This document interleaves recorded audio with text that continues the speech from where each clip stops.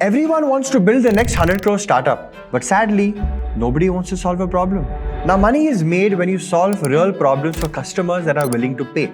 But here's the bitter truth nobody's talking about. The next 100 Indian profitable startups will not come from FinTech, food delivery or EdTech because there's already so much competition in solving for these problems, and sadly, you're a little too late. But stick with me till the end, because in the next few minutes, I'm going to open 5 doors into 5 sectors that are ripe for disruption today. Because right now, these tailwinds are extremely favorable. I broke this down in my last video as well, but I'll be going a little bit deeper this time. And by the end of it, you'll at least have a couple of big ideas for your next company. And this is not a theory, this is the playbook. My name is Rohit Kamath, and welcome to Breakdown.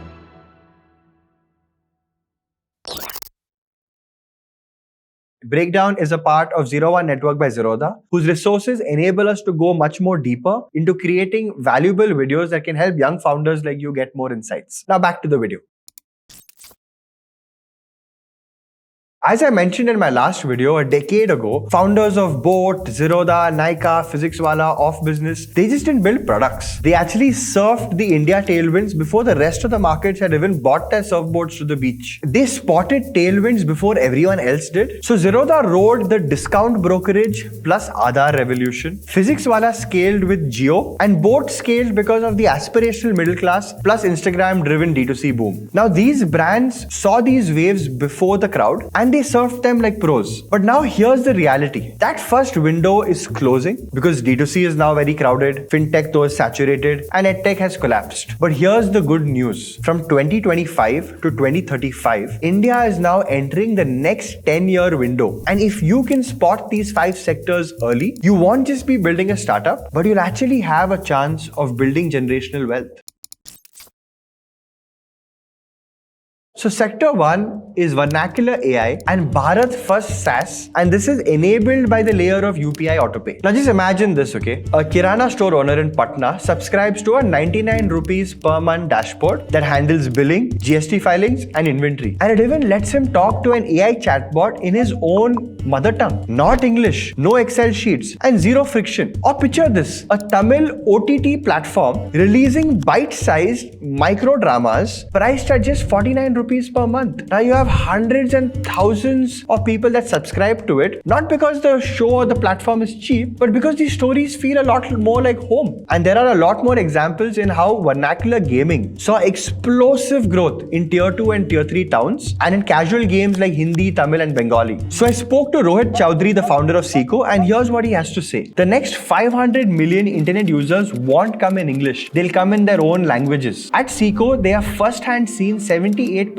of Indians prefer learning in their own regional languages, and today they deliver short-form videos in Hindi, Tamil and Telugu. And the fact that they have already crossed 25 million monthly active users just goes to show how large the market is for regional content consumption. And he says that easy to use LLMs are the real unlock. It lets them create local language content at scale and make software truly accessible for Bharat's tier 2 and tier 3 users. Just as OTT platforms exploded with regional entertainment, learning will explode with vernacular edutainment powered by AI. And now because of this, the small Kirana store sitting in Patna can have a negotiation with his vendor and supplier sitting in Coimbatore. And here's the best part. None of these founders need to worry about credit cards, OTPs, payment gateways, these complex billing structures and all of that. UPI AutoPay makes micro subscriptions effortless. Now you can have 10 rupees, 29 rupees, 99 rupee plans all with just one tap. So clearly UPI AutoPay is fast becoming the preferred choice for recurring payments that are happening in India. And this is the biggest monetization unlock India has seen in decades. And right now there are a few companies building in this space, but there's still space for so many more companies to use this unlock to scale and grow. Now sector 1 was all about language plus payment. It's about empowering the 350 million people in India to use the internet, think, speak and live. Once this unlocks, everything changes, right? From e-commerce to entertainment to education to gaming to credit, all of this. But sector 2, that's about something a little bit deeper, not language, It's more about time, and more specifically, how long we get to live. Sector 2 is about longevity and personalized healthcare. Now imagine it's 2035 and now you walk into a hospital, but now something feels a little bit different. They're no longer those big queues, those thick files of lab reports, frustrated patients waiting there for hours. Instead, you have an AI dashboard that instantly pulls up your entire health history, where you're able to see your sleep quality, your blood glucose, your stress levels, your gut health, and even early disease risks. All synced from like your wearables, your at-home diagnostics. And the doctor just looks at that and says, great, all right, Rohit, your recovery score has been down this week. Let's do XYZ to help optimize it better. No trial and error, no firefighting. This isn't healthcare anymore. This is health optimization. And that's where the world is headed. And India is sitting right in one of the biggest longevity markets in the entire world. But before we talk about the opportunity, we need to understand why preventive healthcare in India is broken today. And to understand this, let's speak about the shift has been happening. So if you look at the 1900s to about 2020, you had a very reactive system of healthcare where you got sick, you went to the hospital, the doctor prescribed you pills, you then got better, but then you again waited till your body broke again to again go get it fixed. Now, this sounds like a loop, but today we have a very data-driven way of doing healthcare.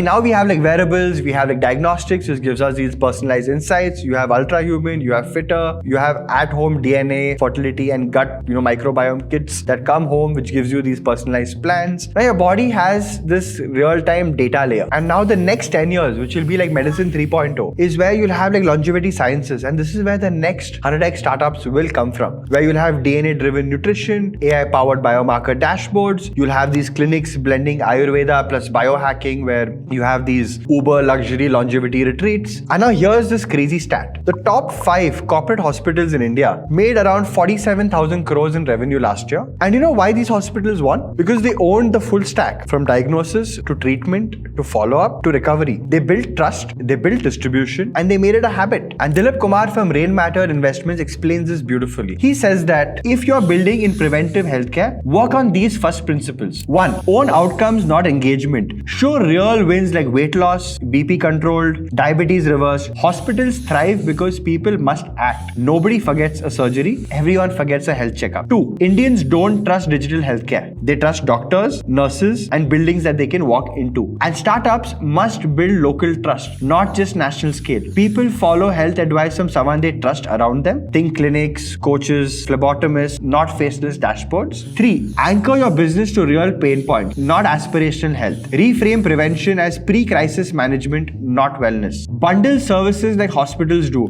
Diagnosis plus protocol plus human handling equals retention. Sell the whole experience, not one-off lab tests or consultations. Most apps offer lifestyle programs with no human involvement and 80% drop-off rate in about 90 days. And he says that this is what hospitals can't do. They can't be proactive, scalable, or delightful. They're stuck in reactive, bloated models. There is an opportunity for startup founders to build digital hospitals for the 90% that is preventive, distributed, affordable, and habit forming. He says that Indian preventive health market won't be one with better UI. It will be won by startups that behave like digital hospitals, trusted, accountable, painful to leave. And that's a crazy insight if you're looking to build something in the longevity and healthcare space. But all of this requires money, and that's the exact problem India's 63 million MSMEs face today. And that brings me to our next sector, which is MSME credit and alt fintech. Alright, let me tell you a story. Last month, I met this guy in Surat. He runs a small rice mill and he's been around for about 14 years. And he had steady turnovers. His margins were good. His customers were loyal. But when I asked him about his growth, he sighed and he seemed a little bit upset. And he was like, "Bhaiya, kaam hai, lekin paisa nahi." And then curiously, I asked him,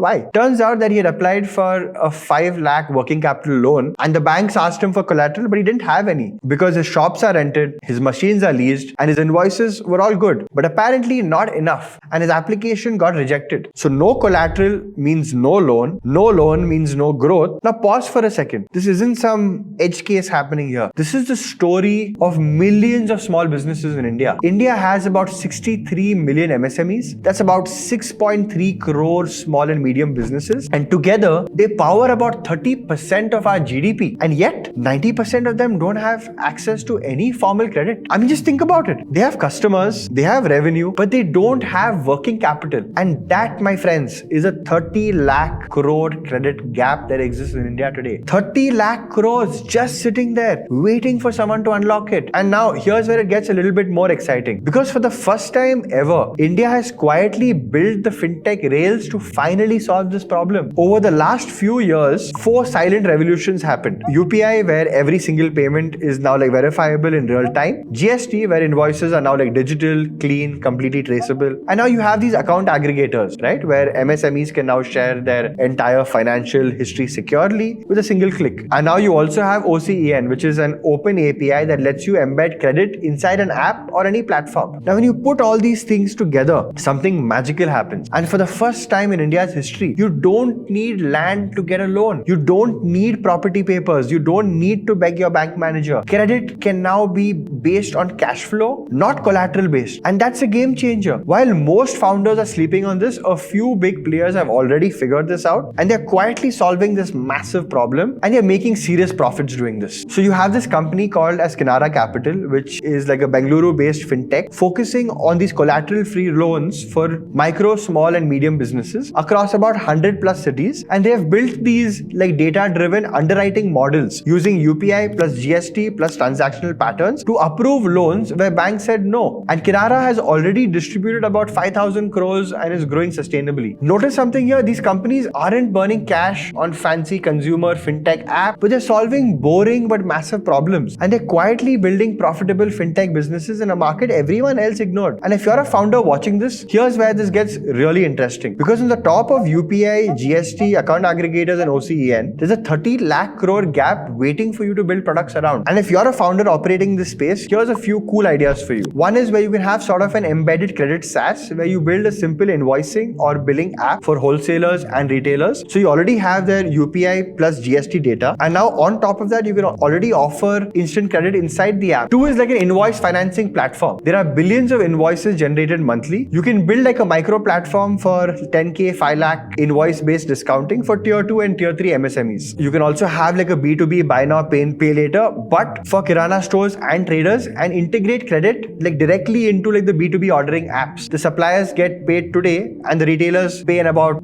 30 to 45 days. Next, you can also have these credit scoring APIs where you use UPI plus GST plus account aggregator data to build these smarter cash flow based credit scores. You can sell these APIs to fintechs or SaaS app and marketplaces who need instant access for underwriting these credits. And now the next sector here is climate tech and sustainability. So let me ask you this. When someone says climate tech, your mind probably races to EVs and batteries, right? But here's the thing. EVs are just the tip of the iceberg. India's climate crisis isn't happening on our roads. It's happening in our water taps, in the air we breathe, on our rooftops, and the waste piling up right behind our houses. Let me paint you a small scene. It's June 2030. You're living in Delhi. The sun is blazing at 45 degrees Celsius, and your apartment only gets water for a few hours a day. The dumpster around the corner is overflowing. The power flicker keeps going on and off because your grid can't handle like the overload. And here's what makes that sad truth a little bit fascinating, because each part of this problem, there is also now a 2.5 lakh crore opportunity. The problem is much bigger than you think. 21 Indian cities are projected to run out of groundwater. Bengaluru, Chennai and Gurugram are on that list. If you look at the air, India emits about 2.9 billion tons of CO2 annually, making us one of the third largest polluters globally. If you look at waste, we produce about 62 million tons of solid waste every single year. And if you look at energy, tier 2 and 3 cities face about 8 to 12 hours of power cuts every week. Yet the adoption for solar power is below 10%. Here's the opportunity for every one of these problems at scale. And real startups that will emerge will solve these problems, creating real solutions. Now, for example, there's this company called Solar Square. They install rooftop solar systems across 20,000 plus homes and about 200 plus housing societies. And they raised about $40 million in their Series B, which happens to be one of India's largest venture round in residential solar to date. Or like the next interesting startup is FluxGen, building smart water management. In India, 40% of water supplied to apartment complexes is lost to these leaks. And FluxGen installed these IoT-based smart meters with AI dashboards to track every liter of water in real time. And factories can save lakhs in water bills. They've already deployed their solutions across Bengaluru, Hyderabad and Pune. The next idea is around industrial waste, where you have the sustainability SaaS product. And Logic Ladder is one good example, where factories and commercial buildings are under growing pressure all the time to report their carbon footprints, waste levels and water usage. And most of them don't have any any reliable methods or systems to even track this. Logic Ladder solves this with SaaS dashboards that monitor the environmental impact real time, that generates regulatory compliant sustainable reports automatically. Think of this as your QuickBooks or Tally for like emissions. A boring space, but boring problems at enterprise scale often create massive SaaS outcomes. Because as the world moves on eventually, there will be regulatory frameworks in place which will need these compliance reports. Now, the next big sector is India's industrial and deep tech revolution. And for this, let's go back into 2007 when Steve Jobs launched the first iPhone. Do you know where about 90% of the components came from? Yeah, China. Even Apple,